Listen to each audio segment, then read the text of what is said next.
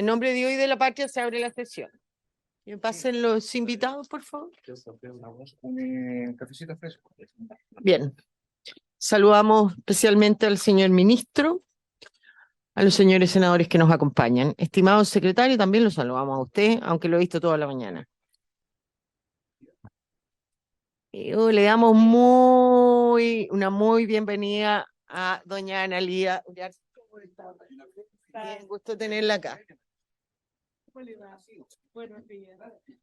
Bien. Cuenta, señor secretario. Señora presidenta, han llegado los siguientes comunicaciones. Documentos de la Biblioteca Nacional con la cual remiten una minuta sobre antecedentes respecto a la situación de NAMI en base a la revisión de información pública disponible y dossier de prensa, información que fue solicitada en la Solicitamos a los última señores senadores que sesión. tomen asiento, por favor. Esta información, toda la información ha sido enviada a vuestros correos, ha sido enviada por WhatsApp. Y una minuta sobre extracción directa de litio desde Salmueras y también una minuta sobre, no, eso ya lo leí, solicitud de audiencia al proyecto de transición energética de la Fundación, ONG Fundación Energía para Todos y de la empresa WPD. Eso es todo. Muchas gracias. Tabla. Ofrezco la palabra a los senadores si tienen algún tema general. Antes de darle la palabra al senador Castro, decirle que habíamos invitado a la ministra, a las nuevas autoridades de minería y de NAMI. Nos pidieron un poco más de tiempo porque estaban recién asumiendo así que en la próxima sesión probablemente vamos a cumplir con su solicitud, senador Castro. Tiene la palabra. Sí, no, le agradezco, Presidenta, la aclaración porque como todo lo sucedido en el cambio de Ministerio de Minería fue bastante contundente, ministro, subsecretario, vicepresidente NAMI, y hay una crisis que está todavía circulando respecto a sus orígenes, sus consecuencias, en NAMI me parece clave pero si usted dice ya la próxima semana, fantástico, para que lo podamos abordar en plenitud. Muchas gracias. Gracias a usted, senador. Bien, la tabla de hoy día, señor secretario, partamos. Se encuentran invitados la Asociación de Transmisora de Energía, la Asociación Chilena de Energía Solar, ACESOL, y la Asociación Chilena de Energías Renovables y Almacenamiento, ACERA. En primer lugar, la Asociación de Transmisores de Energía, y les pido y les ruego se limiten a 10 minutos su posición para luego tener un intercambio de opiniones con los senadores. Gracias. Bien, aclarar que tenemos en tabla el proyecto que modifica la Ley General de Servicios Eléctricos en materia de transmisión energética. No sé si antes de comenzar con nuestro invitado, ministro, ¿quiere usted hacer uso de la palabra?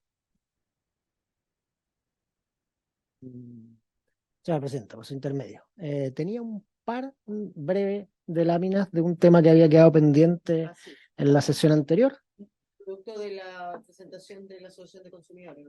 Una parte, sí, efectivamente, una parte. Ya.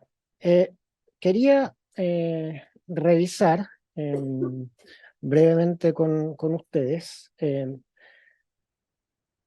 Hay dos hechos estilizados, por así decirlo, que me gustaría transmitir, que fueron parte de la discusión que quedó pendiente la vez pasada. Lo primero es que a partir de esta primera generación de políticas que lo que hacen es fomentar el ingreso de energía renovable. En este gráfico podemos ver en la barra está la energía adjudicada mediante el sistema de subasta, y en la línea naranja podemos ver el precio ponderado de dólares por mega. Entonces, nuestra primera generación de política efectivamente consigue una disminución de precios bastante notable, digamos, del orden de los $130 por mega, por ahí, de alguna manera, en el 2013, a algo en el orden de los $30 por mega, si uno de alguna manera pondera las distintas licitaciones. Ahora, en términos de volumen contratado, podríamos decir que, por así decirlo, para simplificarlo, la mitad corresponde a precios antiguos y la otra mitad a precios nuevos. ¿Por qué es importante tener en cuenta esto? Porque cuando uno evalúa un poco la situación particular de los contratos, entonces tiene dos tipos de contratos, ¿sí? Están los contratos antiguos y los contratos nuevos. Los contratos antiguos, que más bien responden a la generación fósil, tienen dos tipos de indexación. por precios del consumidor norteamericano, CPI, y un polinomio de indexación de combustibles fósiles, ¿sí? Los otros solamente tienen indexación por CPI. ¿De dónde vienen? ¿A qué responden estos valores de indexación? La indexación por CPI lo que busca es aislar a las generadoras del riesgo de adquisición de equipos importados que son con los cuales se construyen las centrales, ¿cierto? Entonces, como las centrales, los equipos con los que se construyen las centrales se importan, uno necesita de alguna manera esta indexación a un precio, digamos, a un mecanismo de indexación extranjero. Los contratos sobre la base de energía renovable no tienen una indexación a combustibles porque no utilizan el combustible fósil como variable. Entonces, ¿qué es lo que vemos? Los mismos contratos reflejan, o sea, estos contratos reflejan dos precios completamente distintos dependiendo a qué se indexen, ¿sí? Cuando los contratos tienen una indexación por combustible, lo que reflejan en términos generales son precios mucho más altos. ¿Y esto por qué? Y esto porque si miramos lo que ha ocurrido desde el 2021 hasta ahora, y eso lo tienen en estos tres gráficos que están aquí, para el carbón, para el petróleo y para el gas natural, lo que nosotros podemos ver es que desde el 2021, digamos, hasta algo así como el 2023, hasta este año, el carbón va de algo así como $100 por tonelada a algo así como $400 por tonelada, o sea, se multiplica por 4. El petróleo va de algo así como $40 por tonelada a algo así como $120 por tonelada, o sea, se multiplica por 3. Y el gas natural va algo así como $2 por millón de BTU a 8, o sea, se multiplica por 4. El carbón por 4, el gas por 4, el petróleo por 3, ¿sí? Entonces, eso es lo que explica esta diferencia en el precio de los contratos. Y entonces, todo o gran parte de la disminución que hemos conseguido en términos de subasta, ¿sí?, fue absorbida por este aumento en los precios de los combustibles producto esencialmente de COVID y después Ucrania, ¿sí? O sea, el aumento de los combustibles fósiles se, de alguna manera, tragó, absorbió todas las ventajas que habíamos conseguido en términos de subasta. Por eso es que las disminuciones de precios en los mecanismos de subasta no se ha materializado del todo en una disminución en los precios que enfrentan los clientes, ¿sí? Pero ¿qué es lo importante también tener en cuenta? Que este es, por así decirlo, un aumento temporal. A medida que nos movamos a mecanismos de adjudicación nuevos, a medida que los contratos subastados desde el 2015 en adelante empiecen a formar una mayor ponderación de, digamos, el precio con el cual se construye la cuenta de los clientes finales, vamos a ver esa disminución progresiva. Pero para eso falta un tiempo, ¿sí? Para eso falta todavía, digamos, que vayan cambiando algunos contratos en lo sucesivo. ¿Cuál es la señal final? Que nuestra política de largo plazo, ¿sí?, nuestra política de largo plazo de fomento a las energías renovables es la política correcta en todas las dimensiones. Es la política correcta en términos de sostenibilidad, tanto, digamos, por emisiones globales como por emisiones locales. Es la política correcta en términos de precios. Efectivamente, con el tiempo vamos a conseguir mejores precios. Estas son tecnologías más baratas y que generan precios más baratos. Y también es la política correcta en términos de seguridad, ¿sí? La energía renovable, la energía sobre la base del viento y el sol, se produce en Chile, sobre la base de insumos que están en Chile. El sol va a seguir soliendo, el viento va a seguir soplando, independiente de lo que ocurra en Europa con las cadenas de suministro de los combustibles fósiles, ¿sí? Entonces, esta es una política que efectivamente está orientada para disminuir los precios, y eso va a ocurrir en algún momento, más allá de que tuvimos este tropiezo estamos hablando de aumentos de precios en los insumos del carbón, el diésel y el gas natural de 3 o 4 veces lo que costaban antes de la crisis de Ucrania. Entonces, efectivamente, digamos, el sistema se vio estresado por aquello, ¿sí? Pero es la política correcta tanto en términos de precio, como en términos de sostenibilidad, como en términos de seguridad del suministro. Este punto había quedado pendiente en la sesión anterior, así que solamente quería hacer esa prevención. Fuera de eso, atento a las presentaciones de los invitados.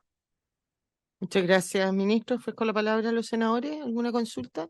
¿O pasamos a la exposición? Bien. Recordarle a nuestros expositores, junto con darle la bienvenida, que a los 10 minutos exactos los vamos a cortar para poder tener espacio para consulta al término de la sesión. En primer lugar, de la Asociación de Transmisoras de Energía, el señor Javier Tapia, director ejecutivo de la misma. Javier, bienvenido. 12:44.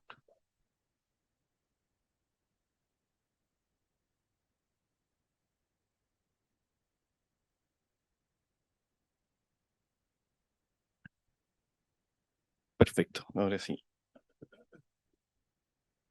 Bueno, por su intermedio, presidente, nada más que agradecer estar aquí a nombre de las principales empresas de transmisión chilena. Nosotros lo primero que queremos dejar bien en claro es que la transmisión es el pilar fundamental para el desarrollo sostenible, el desarrollo eficiente en el largo plazo. Todos los problemas que estamos enfrentando en el mercado hoy día, la mayoría de los problemas, por no decir todos, se solucionan por la vía de mejorar la infraestructura que tenemos hasta hoy día. Estamos un poco atrasados. La transmisión primero es clave para descarbonizar. Esa es la primera idea. Tenemos un récord de energía renovable el año pasado, pero tenemos varios problemas en el mercado, como ustedes bien lo saben, riesgos de estrechez de abastecimiento, perdón. Tenemos algunas empresas de energía renovable con problemas. Eso se soluciona por la vía de transmisión. Más que clave que eso, incluso, esto es clave para mejorar la calidad y la seguridad de suministro. Tenemos metas claras de seguridad de suministro. Tenemos metas de cortes de energía al 2035 de 4 horas. Tenemos metas claras de 1 hora al 2050. Que tenemos hoy día 60 horas en algunas regiones de corte al año. Necesitamos más infraestructura para efectivamente solucionar los temas de calidad de suministro. Algunas localidades dependen de eso, de una torre. Esto es Alto Hospicio. La torre de Alto Hospicio la choca alguien, que de hecho depende de esto. Depende de esto. Es una cosa bien sorprendente. Sí, así es, así es. Aquí llega alguien el 18 de septiembre, un poco pasado la fiesta, choca esa torre y se cortó todo Alto Hospicio. No podemos tener infraestructura en este país, en ese sentido, así. En algunas zonas es crítico, ustedes ya lo saben, la gente del Ñuble está pidiendo por distintas formas, digamos, ley corta incluso para avanzar y destrabar problemas eléctricos. Digamos, el mensaje aquí es que necesitamos avanzar de manera urgente en el desarrollo de la transmisión. Nosotros hicimos un estudio con la Universidad de Chile para medir lo que faltaba el año pasado, $2.000 millones en infraestructura. Eso lo tiene que decretar el Estado, eso lo tiene que mandatar el Estado. Las empresas no pueden actuar por sí mismas, esto es mandatado, el Estado decide dónde, cómo y cuándo se desarrolla la infraestructura. Entonces, yo creo que un primer acuerdo en que en el sector, digamos, y como país, es que necesitamos avanzar en materia de infraestructura de transmisión de manera más o menos urgente. Y el impacto de las tarifas de avanzar en infraestructura es relativamente bajo. Si tomamos exactamente los mismos números que se han presentado aquí en la comisión, una tarifa promedio más o menos 130 pesos por menos de 350 kilowatts. ACENOR presentó unos números en la presentación pasada, o 11, que el proyecto hacía aumentar 11 pesos por kilowatt hora. El incremento era más o menos un 8%. Esto implica que transmisión es un máximo de un 2%, a lo más. Un aumento de la cuenta de un 2%, a lo más en los sectores donde más incrementaría la cuenta por arreglos en materia de transmisión. O sea, esto impacta poco la cuenta y es muy necesario para efectos de descarbonizar, muy necesario para efectos de, sobre todo, mejorar la calidad de servicios. Eso es lo más importante. Entonces, en este sentido, nosotros creemos que el proyecto va en la dirección correcta, el proyecto que ha presentado el gobierno. Tiene al menos 4 temas claves que son importantes para el desarrollo de la transmisión. Son 4 temas que son perfectibles, evidentemente, pero son temas que por ese lado permiten avanzar. ¿Cuáles son estos temas? Para destacarlos, digamos, hay un nuevo mecanismo para para incorporar obras que le llamamos excepcionales, no obras que son un poco urgentes, que se remuneran de una cierta forma, de buena manera, digamos. Hay un mecanismo para lidiar con los sobrecostos, que son estos problemas que pueden tenerse entre un transmisor y un contratista. Es un buen mecanismo que se está introduciendo aquí. Se devuelven al transmisor las obras de ampliación, eso es algo bueno también del proyecto, se promueve la competencia. Da lo mismo los detalles por ahora, ¿eh? Lo que quiero decir es que al menos estos 4 puntos son puntos importantes, son puntos que se desarrollan por ley, y son puntos que se pueden solucionar, digamos, de manera importante, pueden apurar los proyectos y pueden efectivamente incorporar infraestructura en el corto y mediano plazo de manera más rápida de lo que se está haciendo hoy día.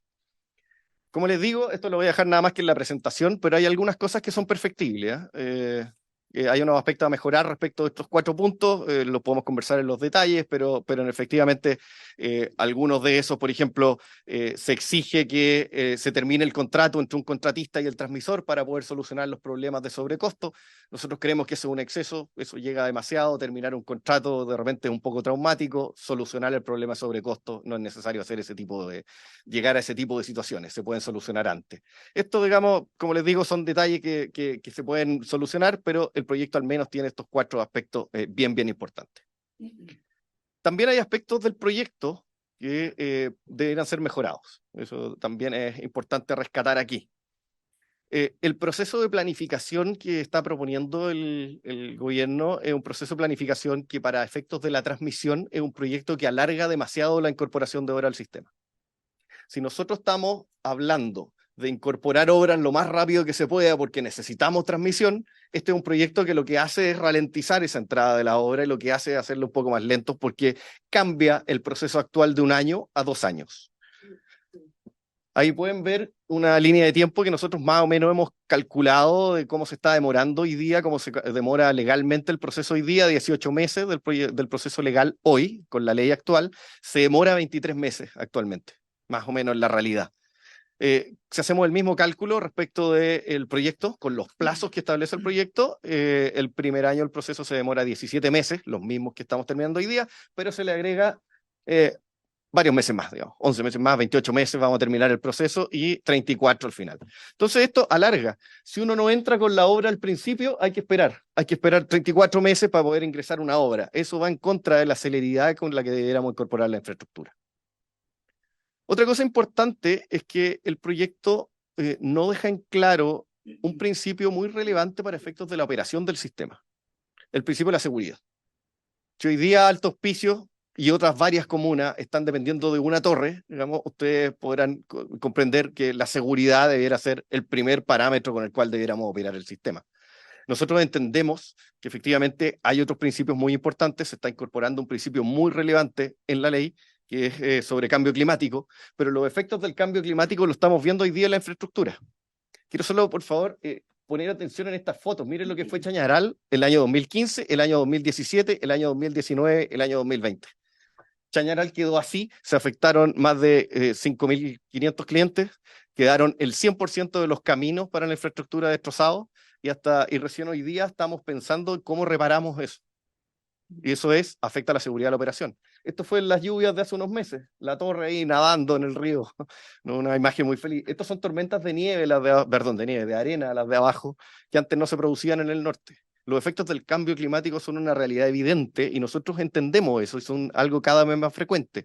Pero eso implica inversiones y eso implica, uno, poner la seguridad primero, porque van a ocurrir estos eventos que afectan la infraestructura y por mucho que tengamos principios de cambio climático, la seguridad debiera ser el principio rector.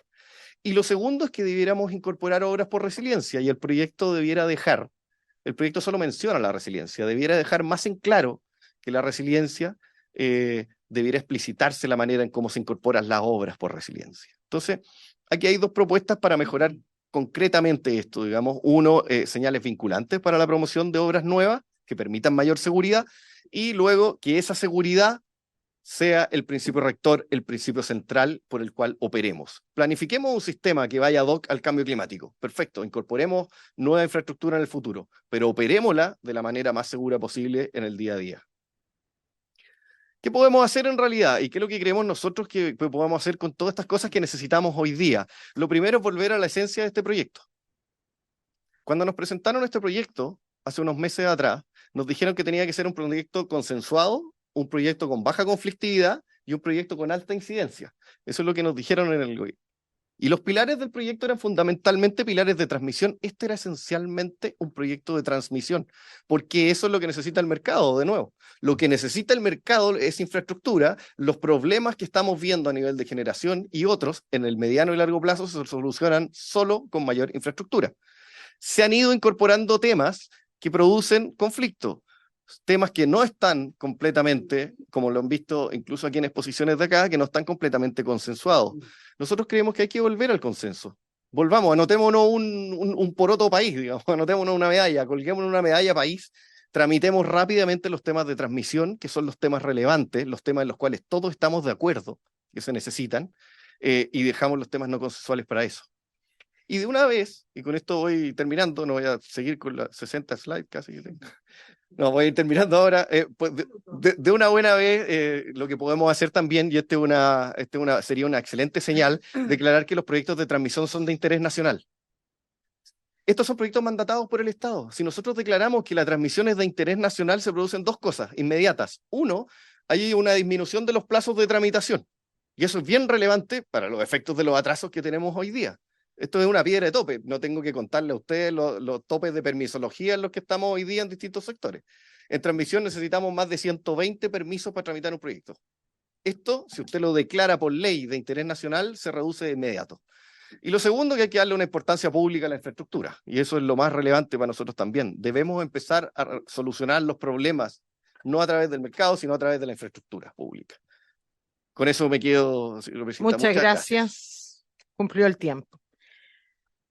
Le damos la palabra a la Asociación de Chilena de Energía Solar, AG Asesol, su presidenta Bárbara Yáñez y director ejecutivo don Darío Morales. No sé quién va a exponer. Bárbara.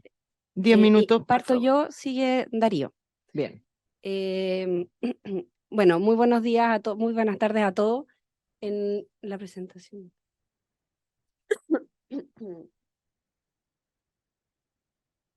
Como Asociación Chilena Solar, la primera y la principal fuente energética renovable, agradecemos la participación el día de hoy en esta comisión. Bueno, nosotros como Asesol nos organizamos a partir de la estructura que tenemos, que son más de 150 socios. Trabajamos a partir de ello en 4 comités: regulación, PMGI gran escala, autoconsumo y sistemas solares térmicos.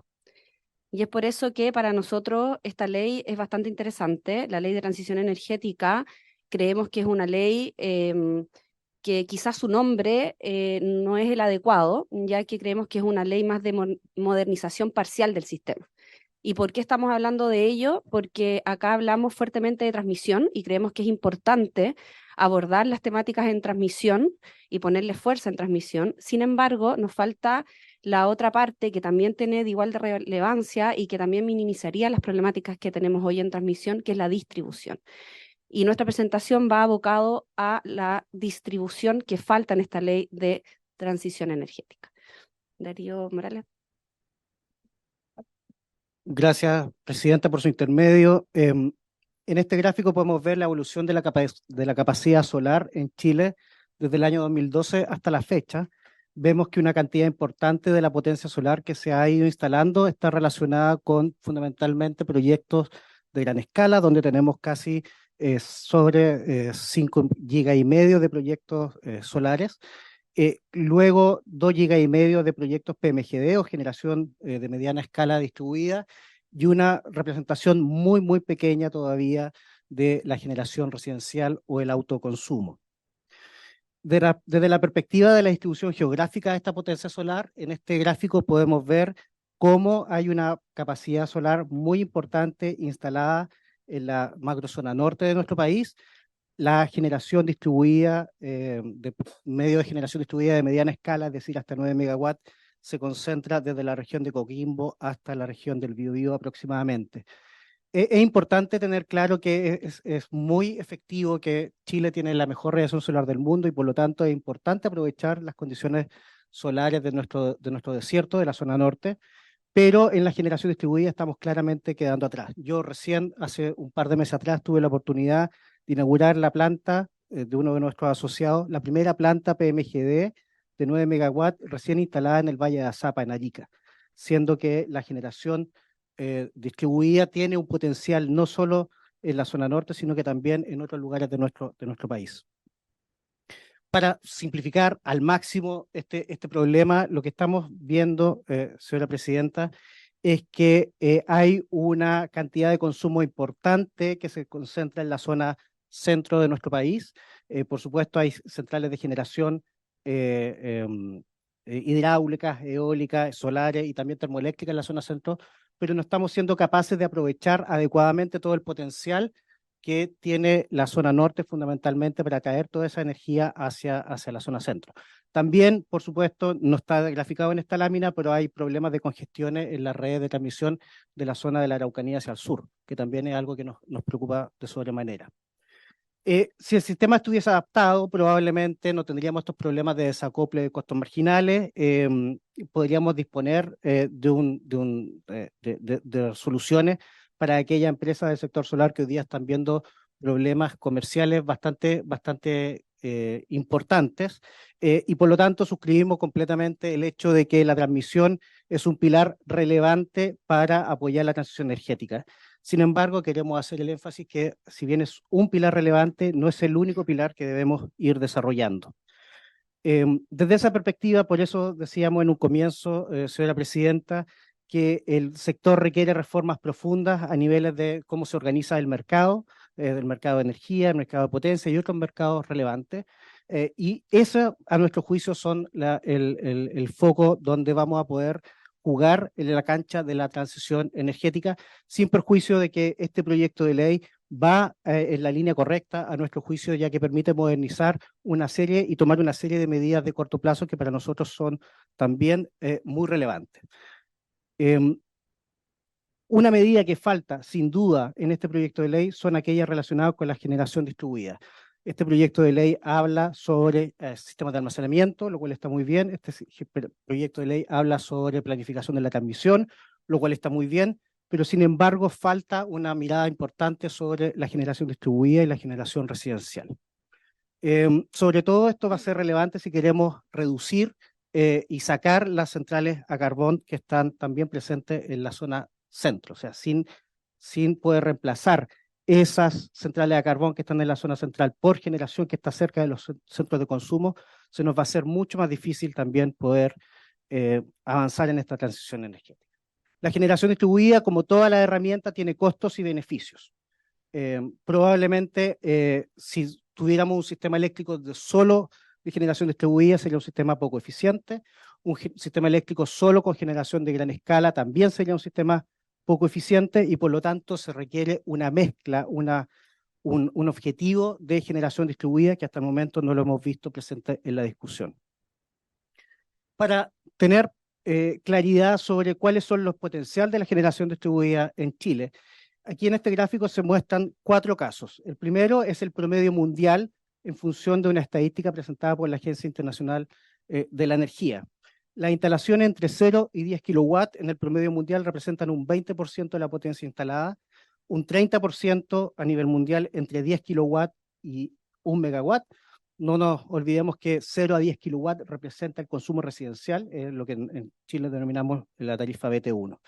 En Alemania, un país con mucho menor radiación solar, la generación distribuida representa sobre el 70% de la capacidad solar instalada y el 26% lo representa el negocio de la gran escala. En Australia, un país con condiciones similares a las nuestras, un país minero, un país con alta radiación, el 50% de las instalaciones son de generación entre 0 y 10 kilowatts. Y aquí estamos hablando, por ejemplo, que Alemania tiene sobre 30 gigawatts de potencia solar instalada. Es decir, al menos 15 gigawatts de potencia solar en Australia es generación residencial. En Chile, esta cifra, en la última barra, el 95% de nuestra potencia solar es de gran escala y solo un 4% es de generación distribuida menor que 1 megawatt.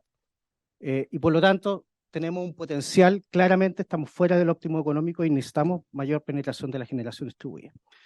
Hay un estudio que estamos realizando con la Universidad Adolfo Ibáñez, donde nos muestra claramente que nuestras redes de baja tensión pueden soportar sin hacer mayores cambios tecnológicos, hasta 6 gigawatts de potencia de generación distribuida. Es decir, podríamos tener la misma capacidad instalada en generación distribuida que hoy día lo que tenemos es generación de gran escala. Y por lo tanto estamos convencidos que esa es una herramienta fundamental que nos estamos mirando hoy día en la discusión de cómo llevar la energía no solo hasta las fronteras de nuestras ciudades, como este proyecto de ley busca realmente optimizar eso, sino que tenemos que llevar la energía desde la frontera de nuestras ciudades hasta el enchufe de todos nosotros. Y para eso creemos que es importante y fundamental avanzar en una reforma a la distribución. Entendemos que ese es un camino largo, pero por lo tanto creemos que es fundamental tomar algunas medidas de corto plazo que podrían eventualmente incluirse en este proyecto de ley. Para ir terminando, señora presidenta, hay algunos elementos que nos parecen bastante positivos de este proyecto de ley, fundamentalmente la reasignación de los ingresos tarifarios, que no resuelve el problema de fondo de las empresas solares, sin embargo va en la dirección correcta. Las cosas que se mencionan en el proyecto de ley en relación con el proceso de la planificación de la transmisión y las mejoras de la planificación de la transmisión zonal. Creemos que hay aspectos que mejorar. Eventualmente se discutió en esta sala los sistemas de licitaciones de almacenamiento. El coordinador eléctrico se le propone una función de mejorar de la innovación. Creemos que es importante que el coordinador también se inserte en el Sistema Nacional de Innovación, ¿cierto? Tenemos una Agencia Nacional de Innovación, política, un Consejo Nacional para la Innovación y la Competitividad, y hasta el momento hemos visto ausente el coordinador en esas discusiones. Queremos resaltar que hay algo, sí, algo que a nosotros nos parece particularmente complicado. Creemos que las definiciones de la potencia de punta, que hoy día los cambios que se producen a la potencia de punta hoy día en el proyecto de ley no tienen necesariamente la oportunidad de ser discutidas en este. No es conveniente que sean discutidas en esta oportunidad, fundamentalmente porque es una discusión que va a estar relacionada con cómo funciona también el mercado de la energía. Cosas que agregar, nos preocupa y nos interesa también algunas disposiciones que están en el proyecto de ley de cuotas, que hoy día está también siendo revisado por esta comisión. Creemos muy importante para fomentar la generación distribuida, permitir la inyección de excedentes de clientes libres hasta un cierto límite, aumentar el límite de lo que se considera net billing o autoconsumo de 300 a 500 kilos, y hacer algunas consideraciones para poder ir estableciendo metas de generación distribuida. En definitiva, señora presidenta, y para finalizar, creemos que este es un proyecto que es avance en la modernización del sector, pero tal como lo comentamos al comienzo, es un avance parcial. Es importante y muy relevante poder incluir algunas disposiciones de corto plazo también que vayan en fomento de la generación distribuida. Muchas gracias, señora presidenta. Gracias a usted, don Darío. Tiene la palabra finalmente de la Asociación Chilena de Energías Renovables y Almacenamiento, ACERAGE, doña Analía Rojas. 10 minutos, doña Analía, por favor. Muy buenas tardes. Por su intermedio, señora presidenta, saludar a la comisión y agradecer la deferencia de los senadores por habernos incluido hoy día en tabla, cuestión que hasta hace un par de días no estábamos, así que desde la Asociación Chilena de Energías Renovables, muchas gracias por habernos considerado en la participación de hoy. Solo aclararle que hemos invitado a todos los quienes nos solicitan que así sea. Muchas gracias. La presentación de hoy día va a estar centrada en aspectos puntuales del proyecto de ley. Es un proyecto de ley bastante ambicioso, pero desde Acera, que representa 155 socios de toda la cadena de valor de la industria renovable y de almacenamiento, nos vamos a referir específicamente a 3 temas, pero con algunos comentarios previos que creo que son importantes de incluir en las reflexiones de hoy. Es evidentemente que la evolución tecnológica de los últimos años y la irrupción de las renovables no convencionales va a imponer un gran desafío para diseñar e implementar los nuevos sistemas, ¿cierto?, eléctricos, pero para principalmente obtener una energía que es barata, que es limpia y que es renovable, y que tiene variabilidad. Eso es un hecho de la causa, ¿ya? En segundo lugar, el proceso seguramente de actualizar el marco regulatorio y el marco legal que regula en el fondo este funcionamiento de estos mercados va a tomar bastantes años, no va a ser instantáneo. y por lo tanto siempre se ha requerido en el pasado de la dirección de una política de Estado para que las cosas ocurran. Esto no ha ocurrido en los últimos 10 o 15 años, los cambios que han habido no han ocurrido en forma espontánea. Y por lo tanto, creo que es importante entender que para tener entonces el objetivo de un mercado eléctrico que cumpla con una energía segura, limpia, competitiva, para los consumidores, que es además el foco principal de todas las reformas que estamos haciendo, tenemos que entender que esto es un proceso de transformación que seguramente va a tener detractores, que en el pasado también han actuado de la misma forma. Esto es una discusión tradicional en el sector y por lo tanto creo que es importante advertir que al legislador no se le puede poner en la falsa dicotomía de elegir entre una cuenta conveniente, eléctrica conveniente o barata, versus el principio de la reducción de emisiones del sector eléctrico. Y lo voy a explicar ahora. La ley de transmisión energética, entonces, de transición energética, perdón, es un paso evidente para la modernización y regulación que en el fondo van a permitir estas condiciones para el desarrollo en el largo plazo de una matriz más limpia, más sostenible y más barata también. Recordar siempre que la generación eléctrica es la responsable del 25% de emisiones de gases de efecto invernadero y por lo tanto es por eso que tenemos que actuar rápidamente en este punto. Entonces me voy a referir a el principio de operación a mínimas emisiones del sector eléctrico y también a la resignación de ingresos tarifarios y al diseño del almacenamiento que considera el proyecto. Vamos rápidamente entonces a abordar el tema del principio de operación a bajas emisiones del sector eléctrico, que desde Acera consideramos es un principio correcto de incluir en el proyecto de ley y que es totalmente coherente primero con la política pública establecida, ¿cierto?, en la política energética nacional, que tiene metas muy claras respecto a las cero emisiones al año 2050 y también coherente con la ley de marco de cambio climático, que también impone desafíos de reducción del presupuesto carbono básicamente de los sectores.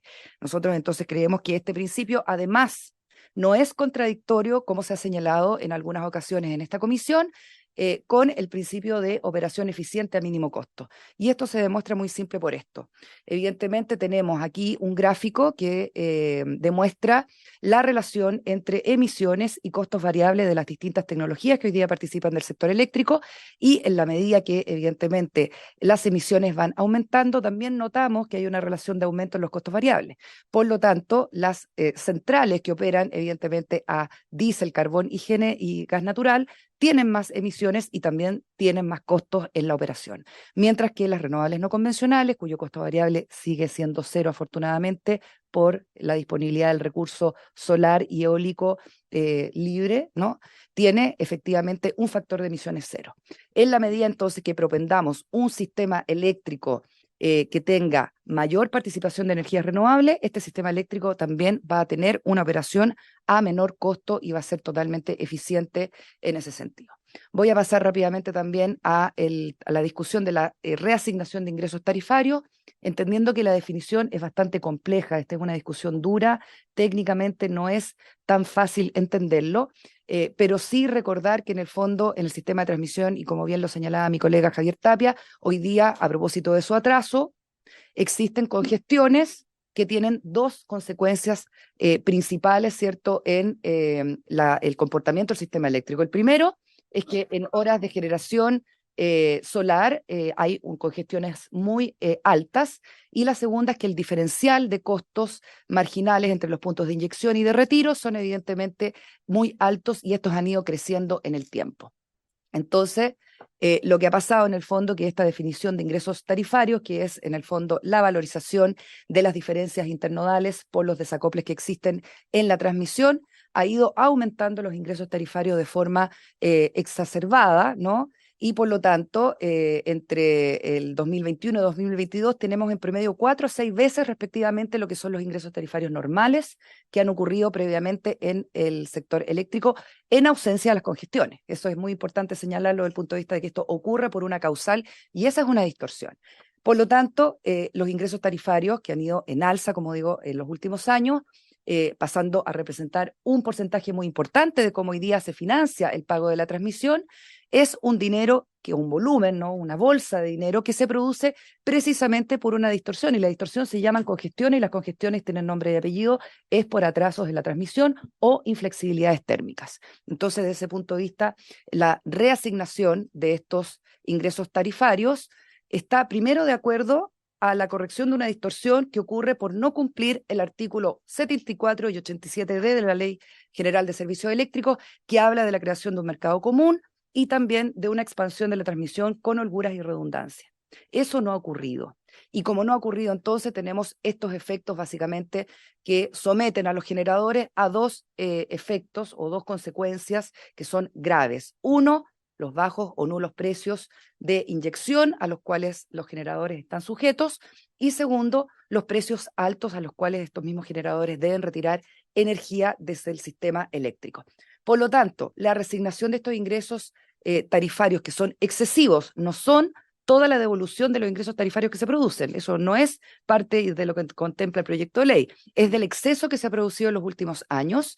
Esto permite, primero, reducir el riesgo de que nuevos generadores caigan en insolvencia, y por lo tanto también de esa forma tiene también una relación en el impacto en las cuentas, y lo voy a explicar también en una lámina siguiente. Segundo, mitiga la evaluación de riesgo de nuevos participantes en las futuras licitaciones. Aquí tenemos que ser muy conscientes que, de alguna forma, los riesgos que están ocurriendo en el mercado hoy día van a ser incorporados en los futuros precios de las licitaciones, y eso ya lo vimos en la licitación del año 2022, que tuvo un alza de $10 en promedio con respecto a los precios promedio del año 2021. ¿Ya? Entonces, en fondo, un año hubo un alza de $10 en el precio de asignación o de licitación de clientes regulados, y eso hay que entender que se va a seguir produciendo si no atacamos este problema de fondo. También es cierto que hay beneficios de la evolución de los IT que son mayores que sus costos, ¿ya? Y en esa evaluación simple de beneficios versus costos, lo más fundamental aquí es que se va a contribuir a mantener los precios competitivos de futuros contratos, como ya lo dije, y también mantener vivos aquellos contratos que hoy día están en el fondo con tarifas también muy convenientes y que fueron asignados en las licitaciones pasadas. Entonces ahí el mismo gráfico que mostró el ministro de Energía, ¿no? Hacer hincapié que en 10 años hemos tenido una disminución de la tarifa de la generación en los clientes regulados de $100. Y a mí ese punto me parece importantísimo de señalar, que por supuesto, como dijo el ministro, no se ha percibido desde el punto de vista del efecto en la cuenta final por las alzas y las sujeciones que tiene la tarifa a el tipo de cambio, por supuesto, que ha impactado negativamente el punto cierto de la tarifa que perciben los consumidores finales. Pero aquí hay un punto importante sobre qué es lo que pasaría con o sin proyecto, del punto de vista del efecto en tarifa final. Cuando las licitaciones que se efectuaron en el 2015 empezaron a tomar a hacer en el fondo, a entrar en vigencia esos contratos, eso ha permitido hoy día la rebaja de 19 pesos por kilowatt hora. Eso es lo que ha ocurrido en el fondo por el primer precio más bajo que ocurrió en las licitaciones a propósito de la entrada de renovables en los precios, ¿cierto?, resultantes de las licitaciones. Y hoy día, básicamente, haciendo un ejercicio simple, nosotros hicimos este ejercicio que es simple pero también matemático, hicimos un ejercicio de dejar de suministrar en el fondo los 10 contratos más baratos que están de la licitación del 2015, que son precisamente de empresas que están hoy día en la mayor de las crisis financieras. Y fíjese que por efecto de dejar de suministrar esos contratos, lo que significa en el fondo botarlos, ¿no?, o porque están las empresas en quiebra, tendríamos un alza de 7 pesos o 6 pesos respecto de lo que ocurre en la situación donde están todos los contratos vigentes. Entonces, en el fondo, cuando yo diseño este proyecto, se diseña el proyecto de ley para esta devolución de ingresos tarifarios, lo que estamos diciendo es que permite mantener las tarifas que son hoy día más competitivas al evitar un riesgo de insolvencia de precisamente aquellas empresas que lo suministran. Por último, en los últimos minutos que me quedan, el punto del almacenamiento. Es importante señalar que hay distintos tipos de estudios que en el fondo detectan, ¿no?, y han establecido la necesidad de incorporar cerca de 2 gigas al año 2030, siempre y cuando, y esto muy insistentemente siempre lo repito, queramos retirar carbón al 2030. Si ese es el compromiso nacional, local, con las comunidades locales y también de compromisos internacionales que estamos además a puertas, digamos, de estar siempre del punto de vista del cumplimiento internacionales, hay que agregar almacenamiento al sistema eléctrico. La política nacional indica que se necesitan 2.000 megas de almacenamiento al 2030 y 6.000, o sea, 4.000 más al 2050. Ahí dejé las láminas con los distintos tipos de estudios y antecedentes que hay. Pero fíjese, honorable comisión, ¿qué es lo que realmente hoy día está desarrollándose en el mercado? Sí, hay cerca de 6 gigas que están en desarrollo, pero están todavía sin asegurar el financiamiento y su construcción y finalmente operación. Por lo tanto, desde el punto de vista de Acera, creemos que un marco regulatorio que precisamente aborde el problema del almacenamiento a través de una señal que se hace cargo el Estado de implementar una política de licitaciones, en eso evidentemente que estamos muy de acuerdo, muy en línea, porque lo que el mercado dice hoy día es que no están los números suficientes de almacenamiento para alcanzar las metas de descarbonización. Evidentemente este proceso puede ser revisado y mejorado a propósito de incorporar premisas de competitividad, ¿cierto? Y de algún tipo de diseño que permita en el fondo el desarrollo de almacenamiento de forma oportuna, eficiente y bajo condiciones de competencia. Muchas gracias, senadora. Ofrezco la palabra a los señores senadores para las consultas que estimen pertinentes al señor ministro o a nuestros invitados. Senador Durana, luego senador Castro. No, yo quisiera pedirle si pudiera hablar el ministro. A mí me gustaría conocer la opinión del ministro en relación a lo que han expuesto los invitados, y de ahí, no sé si están de acuerdo la comisión a hacer las consultas nosotros. Ministro, tiene la palabra brevemente, 5 minutos. 3, ojalá. Ya. 1 también. A ver,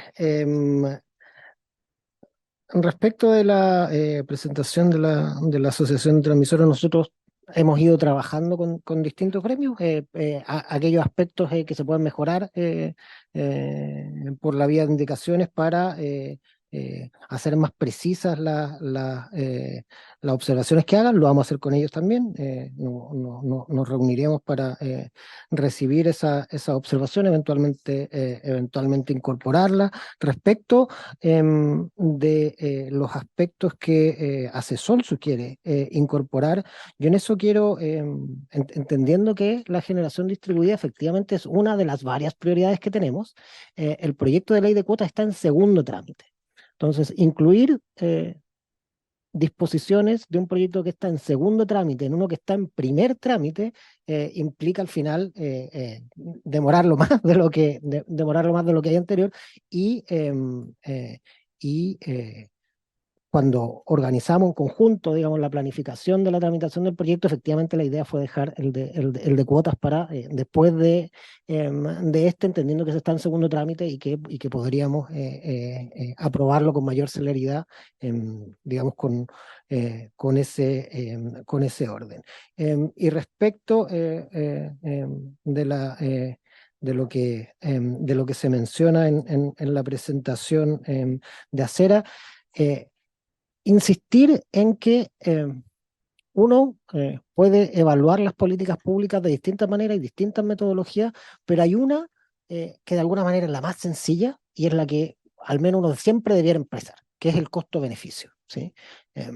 Y cuando uno hace un análisis de costo-beneficio, es importante, como la palabra lo dice, ver los costos y ver los beneficios. Si solo mirásemos los costos de todas las cosas que hacemos, nunca haríamos nada, ¿sí? Siempre nos mantendríamos en el mismo lugar donde estamos. En materia de ingresos tarifarios, los cálculos que realiza el Instituto de Sistemas Complejos para la Ingeniería muestra que los costos son de 1, costos que además, como bien mencionó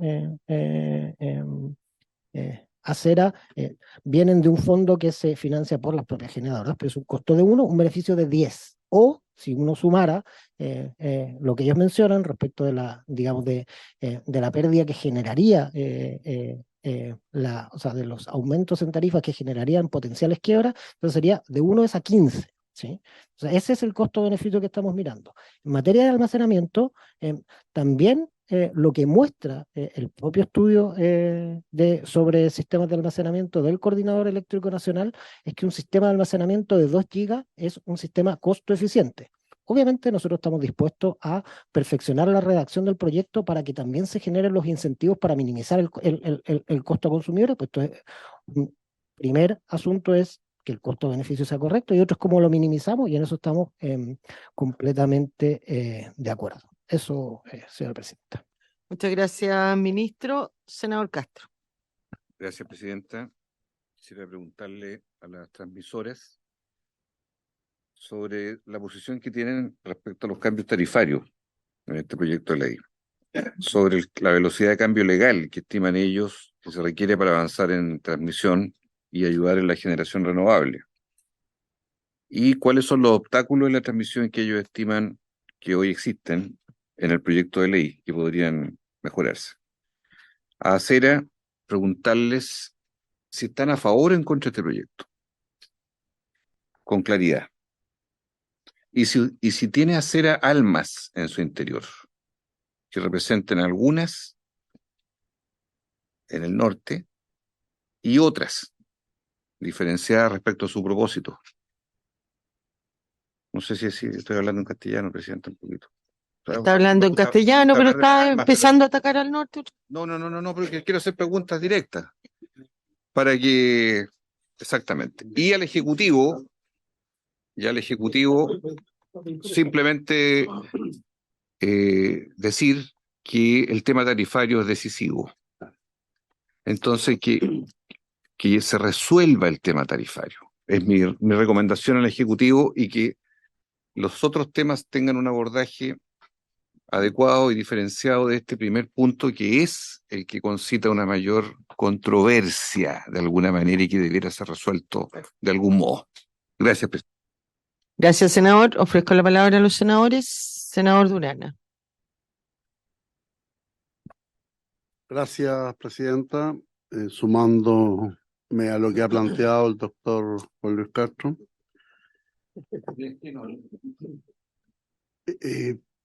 Para mí, que represento una región del norte, y en general esta comisión, que habemos varios senadores que representamos a regiones donde se genera la energía renovable, obviamente que me llama la atención en la exposición de Acera el ingreso tarifario, que va muy de la mano con la exposición de Acesol, así se llama la asociación de Acesol, en qué relación se determina un precio en el norte y un precio punta en el norte, que obviamente es bajo porque la inyección es de energías renovables, y de la zona centro al sur obviamente el precio punta lo ponen las generadoras termoeléctricas. Entonces, si finalmente lo escuché claramente de parte de Acesol, no lo escuché claramente de parte de Acera, si ven que el proyecto que estamos hoy día analizando de transición energética va en el camino correcto, y cuáles son las indicaciones que debiésemos construir, porque en especial para quienes representamos al norte nos representa una oportunidad bastante difícil de aprobar un proyecto en que el precio de la energía eléctrica, en donde nosotros generamos naturalmente la inyección, siga subiendo o esté sucediendo lo que pasó hoy día, por no tener centrales de respaldo, que esperamos, porque ya está Redenor, porque esperamos que finalmente sigan inyectándose plantas de energía renovable, ya sea a través de la subestación Roncacho o a través de CGS. Y con respecto a la capacidad de almacenamiento, la verdad es que y yo lo que leo en la propuesta o en la exposición de Acera es que no es así. En definitiva, ustedes están absolutamente contrarios a la idea que tiene el Ejecutivo en el proyecto, es decir, la capacidad de almacenamiento que yo vi en su presentación no funciona desde el punto de vista del proyecto, es lo que entendí, y por eso quisiera que usted me lo explicara. Gracias, presidente. Gracias, senador. Senador Quintana. Sí, Presidenta, muy breve. Yo, al revés, veo bastante más consenso en esta sesión, digamos, y quiero en ese sentido agradecer todas las exposiciones, partiendo con la del ministro, la de la transmisora, Acesol y Acera. Creo que los conceptos, ¿no es cierto?, que están aquí, creo que en general no son controvertidos. El mercado eléctrico, precio versus emisiones, creo que hay que contribuir a eso, a bajar los precios, ¿no es cierto?, especialmente para consumidores finales, pero al mismo tiempo bajar las emisiones, no lo uno o lo otro. Me preocupa otro concepto que tomé nota acá, el de generación distribuida. Advierto que yo vengo del sur y probablemente muchos de estos temas no están, bueno, la necesidad de energía está en todos lados y la generación también está participando bastante, la parte norte de la Araucanía, sobre todo con en energía eólica. Pero me llama mucho la atención este concepto de la generación distribuida que varios actores han planteado, porque da la impresión de que los incentivos estuvieran puestos estuvieran al revés. ¿Ah? Estuvieran, me imagino yo, para la minería y para los grandes actores, ¿no es cierto?, que necesitan consumo y no para los ciudadanos. Entonces, puedo estar equivocado, pero si esa es finalmente la conclusión, me cuesta salir de un proyecto como este sin por lo menos mover un poquito la aguja en ese sentido. ¿Ah? Y por lo tanto lo que plantea el senador Castro me parece muy interesante. ¿Ah? El tema precio debe estar en cómo resolvemos esta ecuación. Transmisión, tal vez preguntarle a las transmisoras, tal vez esto podría ser para el Ejecutivo, porque ellos han sido muy claros en plantear de que esto de 1 año a 2 años para la entrada de las obras puede ser un problema. No sé cómo pudiera resolverse ese punto en este proyecto. Almacenamiento, naturalmente, también es un concepto que aquí todos han planteado sin mayor controversia, creo yo. ¿No? Por lo tanto, yo creo que las dificultades que tiene este proyecto están más para una fase más de discusión en particular que en esta etapa en que nos encontramos hoy. Y lo último, se ha planteado también de que habría problemas de transmisión, esto me interesa particularmente por la región que represento, desde la Araucanía al sur. Bueno, el concepto de seguridad también me parece interesante que esté presente en todo este proyecto. Seguridad en todo sentido, desde el punto de vista del calentamiento global, pero también desde el punto de vista de la acción humana. ¿Ah? Entonces yo no sé si en gran parte de los problemas de transmisión que se presentan de la Araucanía del Sur tienen que ver con lo segundo o qué puede hacer al respecto. Gracias, senador. Senador Proins. Gracias, Presidenta. Saludar a todos nuestros invitados, en especial al ministro, a su nueva asesora. Ministro, ¿cuáles son las proyecciones del próximo decreto tarifario? Porque yo creo que eso es importante para todo lo que estamos conversando. Con respecto a...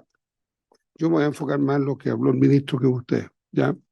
Pero usted nos dice que el tema de precio hizo una comparación con el año 2013-2014, pero esa comparación al día de hoy, ¿cómo anda? Porque han pasado 10 años de ese entonces, ¿cómo se mueven los precios? ¿Cómo se han bajado? ¿Cómo han subido? ¿Cuál es la proyección que hay con respecto a ese tema? Porque la información que yo manejo es que esto no se ha reflejado hasta el 2032, que hay un mecanismo de estabilización vigente, que eso es lo que de alguna manera no va a hacer que sea tan inmediato. Y básicamente son por ahí. Y lo otro es que yo creo que el señor Tapia ha hecho una propuesta que el Ejecutivo debiera tomar, que es declarar esto de interés nacional. Porque todos los problemas que tenemos hoy día es por la falta de infraestructura de transmisión. Y eso creo que todos coordinamos, todos pensamos exactamente lo mismo. Y si este mecanismo, que es una facultad del presidente o de los presidentes, se puede acoger y darle celeridad a uno de los grandes cuellos de botellas que tenemos hoy día en el tema de transmisión, y permitir que en vez de demorarse 10 años una línea se demore 6, obviamente que vamos a avanzar en una línea diferente. O sea, vamos a tener una celeridad, a lo mejor diseñar cosas distintas. Yo tengo entendido que en otros países del mundo las transmisiones tienen torres que soportan una cierta capacidad hoy día, y si tienen que aumentar el día de mañana le ponen más cables, pero no tienen por qué hacer un nuevo estudio de impacto ambiental, no tienen por qué hacer otro tipo de cosas, que eso permitiría que cada vez que se necesite o el país necesite más energía, la infraestructura va a estar adecuada y solamente instalar los cables. Sé que eso puede tener un costo mayor, pero si ese costo mayor nos va a resolver los problemas adelantando a lo que Chile va necesitando y no ir detrás, obviamente creo que se justifica. Y si eso tiene que reflejarse un poco en la tarifa, hay que sincerarlo. Porque yo creo que en el tema tarifario, algo dijo usted, estamos como manejando una tarifa a la baja cuando pareciera que el cuento no es tan así. Entonces, si ese tema de la tarifa hay que ponerlo arriba de la mesa y decir que efectivamente tiene que haber un alza, no nos engañemos solo. Veamos, nosotros le hemos planteado algo directo a usted, partiendo por su antecesor, el subsidio a las familias vulnerables. Y eso es parte del problema que no se arregla. Estando el subsidio arriba de la mesa, todo lo que hemos conversado acá vuela con bastante más simpleza que viendo todo este tema de leyes para allá, leyes para acá, pero el punto esencial es cómo le evitamos la carga a la gente. Usted nos dio un ejemplo del por qué estaban ahí medio entrampados, y yo se lo vuelvo a repetir. En las casas donde se entregan los subsidios de agua viven las mismas familias que donde hoy día se cuestiona que el consumo es mayor. ¿Por qué? Porque en esa casa no vive una familia, viven varias familias. Y para eso hay que mandar asistentes sociales que puedan chequear esos medidores y de ver cuánto es el grupo familiar que está dentro para poder saber si es un consumo excesivo o es un consumo porque el número de habitantes que está ahí es mayor a lo que se considera para la consideración de estos subsidios. Y lo otro es decir que entre la región de Tarapacá, podría considerar también la región de Arica, pero en el fondo nosotros tenemos casi el 60% o más del 60%, casi el 80% de la energía renovable está allá. Entonces, estamos entregando el suelo, ¿ah? Pero sí es verdad, pues si son 4.700 de 7.000, ¿ya? Entonces, yo creo que ahí tenemos un tema que resolver, ministro, y el tema de lo que plantea el señor Tapia, creo que es gravitante tomarlo, convencer al presidente de que es el camino para que el tema de la transmisión, que es el cuello de botella que tenemos hoy día, se resuelva de una manera más rápida de lo que se hace normalmente. Y esa es una tarea que ya no depende ni de nosotros, ni de las empresas, desgraciadamente depende de usted.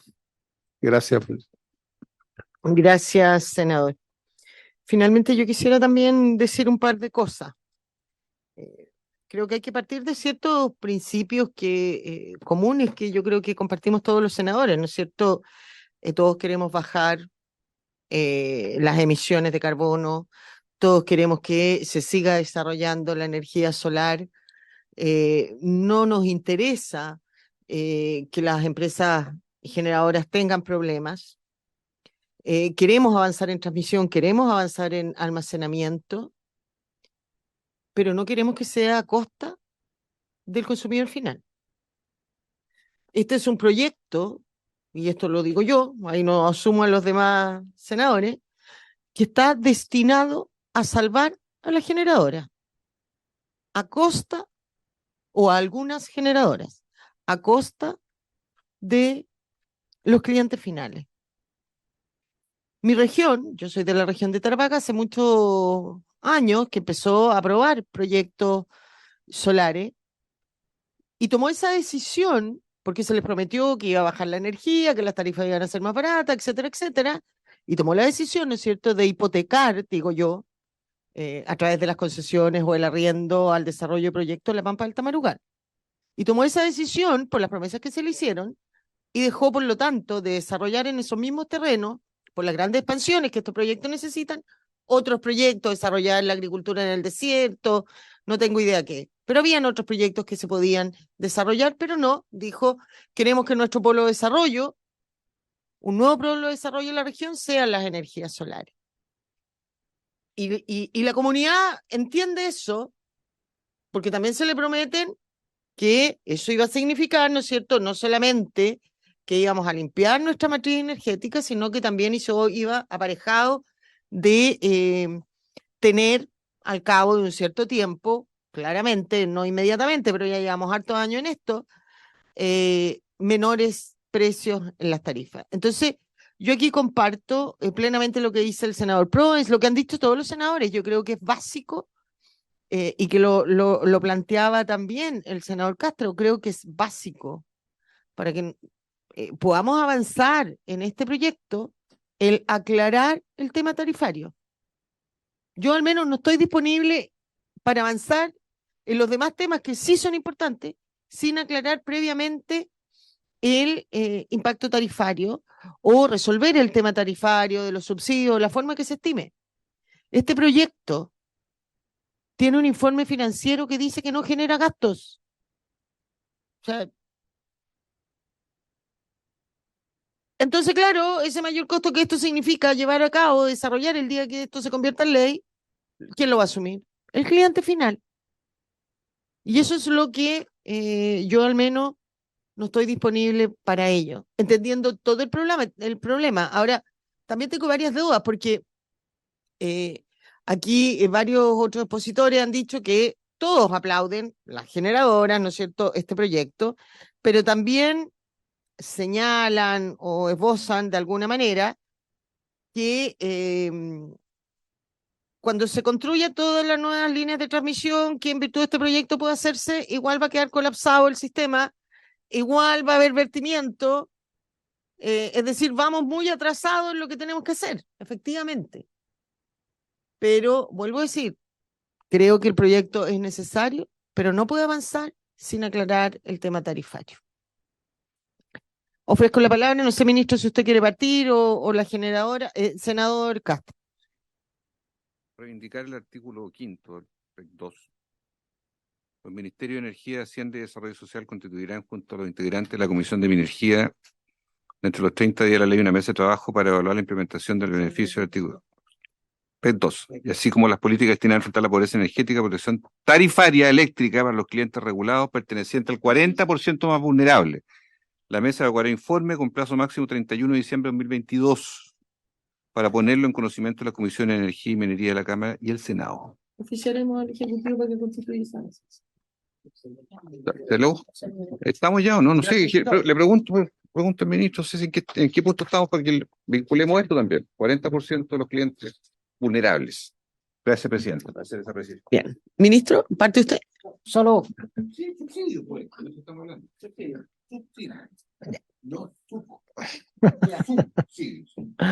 respecto a este último punto, ese informe fue efectivamente entregado el 31 de diciembre. Con mucho esfuerzo se trabajó para completar ese informe el 31 de diciembre y se dio cuenta de él, si no me equivoco, el 15 de marzo o algo así. Creo que se dio cuenta de aquello. Como todas las observaciones que se han hecho, nosotros vamos a trabajar en los distintos aspectos que se han mencionado aquí.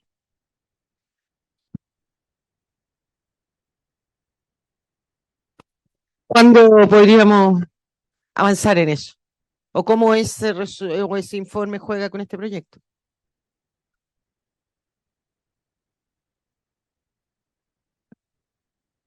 El informe de esa comisión ya fue entregado. Si quieren lo podemos volver a revisar. Pero los distintos aspectos que aquí se han mencionado lo vamos a trabajar en un paquete de indicaciones que evidentemente tienen que reflejar las distintas observaciones que aquí se han hecho. Gracias, ministro. Ofrezco la palabra a nuestros demás invitados. No sé quién quiere partir, contestarla.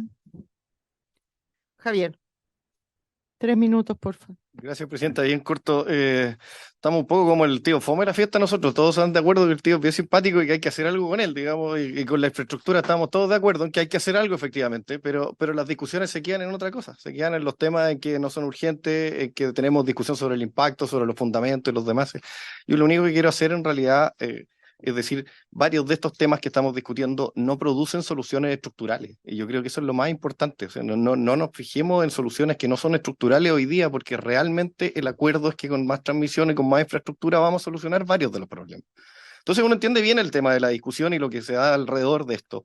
El tema de los costos que tiene que ver con, que preguntaba el senador, la respuesta va por donde mismo, digamos. O sea, que aquí hay un tema de costo, evidentemente, que hay que discutirlo, pero los costos de infraestructura son mínimos, eso es lo que les quiero decir. Esto es el 10% de la cuenta, y si uno lo reduce a estos son muy mínimos.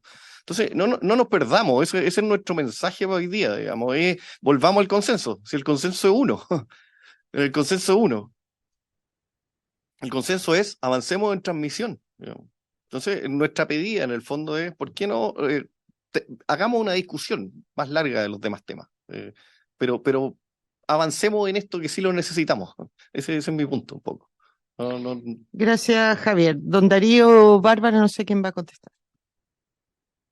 Gracias, presidenta. Dos elementos importantes. El primero, efectivamente, entendemos lo relacionado con la tramitación de los distintos proyectos de ley. Pusimos ahí un par de medidas relacionadas con que ya están dispuestas en el proyecto de ley de cuotas, pero hay otras medidas que no están en ese proyecto y que nos parece relevante y que aparecen en la presentación relacionada con la capacidad de inyección de los clientes libres, permitir la inyección a los clientes libres que tienen autoconsumo. Esto podría apoyar precisamente la reducción de costos y la mejora de la eficiencia de los suministros energéticos de los clientes libres. Y la segunda medida, que tampoco está en el proyecto de ley de cuota y que también pusimos ahí en nuestra presentación, está precisamente relacionada con subsidios para las familias más vulnerables para poder hacer frente entonces también a sus costos. Es algo que, dicho sea de paso, también el Ejecutivo está trabajando en otras medidas que no son legislativas, pero naturalmente desde nuestra perspectiva es muy importante poder concurrir y tal cual como lo decían los senadores de esta comisión por su intermedio, señora presidenta, los usuarios de electricidad son los mismos usuarios que son beneficiarios de los subsidios de agua potable y por lo tanto no vemos relación para hacer una discriminación en cuanto a este otro suministro básico. Gracias, señora presidenta. Gracias a usted, don Darío. Señora Analía. Gracias, señora presidenta, por su intermedio contestar las preguntas hechas por los senadores Castro, Durana y usted, senadora Ensperger. Primero, creo que es importante señalar, Acera tiene una sola voz, una sola posición, no hay voto de minoría en la gobernanza de nuestro gremio. Por lo tanto, cada vez que venimos acá tenemos una sola posición y eso es muy importante señalarlo porque además todas las materias en las que yo hoy día me expuse están expresamente resueltas en el Consejo de Acera. Segundo, respecto de la posición a favor o en contra finalmente del proyecto, estamos a favor del proyecto en los puntos además que hoy día repasamos específicamente y por lo tanto haciendo un zoom a los específicos temas de almacenamiento e IT, en ambos estamos de acuerdo. El almacenamiento puede tener algunos diseños distintos a los que hoy día se proponen en el proyecto de ley, pero eso será parte de la discusión y precisamente de las indicaciones que nos haremos parte seguramente de presentar. Creo que también es importante señalar respecto de las preguntas de impacto, ¿cierto? Y lo que señalaba el ministro de Energía en el caso de las mediciones de costo-beneficio, ¿no? El proyecto finalmente tiene efectivamente beneficios, por ejemplo, cuando nos referimos al sistema de almacenamiento, a propósito de la licitación que se requiere. En eso también aprovecho de contestar la reflexión del senador Durana respecto de los volúmenes, ¿no? Lo que indica Acera es se requieren 2.000 megas de almacenamiento al 2030, otros 4.000 al 2050 para poder ser carbono neutrales, ¿cierto?, en el sector eléctrico. Y este proyecto precisamente lo que trata de impulsar son 2.000 megas de almacenamiento, fíjese, al año 2026. No podemos estar más de acuerdo con esas cifras para poder implementar entonces una licitación empujada por una política de Estado que, repito, ha ocurrido siempre cada vez que se han hecho modificaciones y transformaciones importantes de este sector, es porque ha habido una política pública detrás. El mejor ejemplo y básicamente exitoso es la inclusión de bloques horarios en las licitaciones de clientes regulados a partir del año 2014 y 15, que permitió la entrada de energías renovables no convencionales que en otro diseño no habrían sido nunca posibles de incorporar. Entonces, en el almacenamiento nosotros tenemos evidentemente los estudios que indican que los ingresos que van a obtener los almacenamientos que se dispongan a propósito de esta recomendación que va a hacer la Comisión Nacional de Energía en términos de la distribución, la cantidad de puntos que además va a tener este almacenamiento dispuesto en el sistema eléctrico, van a tener ingresos que van a permitir financiar el costo de ese almacenamiento, ¿ya? Y por eso entonces el efecto en la tarifa no sería significativo, porque se van a autofinanciar con, además, precisamente los ingresos que reciben del arbitraje, que es la diferencia o la venta de el día y la noche, ¿no?, de energía. Así que ahí hay un punto importante. Y segundo, los costos de reasignación de los ingresos tarifarios extraordinarios se calculan en este 1.3 pesos por kilowatt hora, siendo que hay ahorros y beneficios que están además presentados por ICI, que hablan de 10 pesos de beneficios y ahorros, ¿ya? Así que creo que ese enfoque sigue siendo acertadísimo y correcto. En suma, referirme al último punto sobre la preocupación también muy legítima que tenemos todos, creo yo, los agentes que estamos empujando este proyecto de ley respecto de los efectos en cuenta final eléctrica, ¿no? Ese es un tema que debe ser el leitmotiv, además de la reducción de emisiones en el sector eléctrico.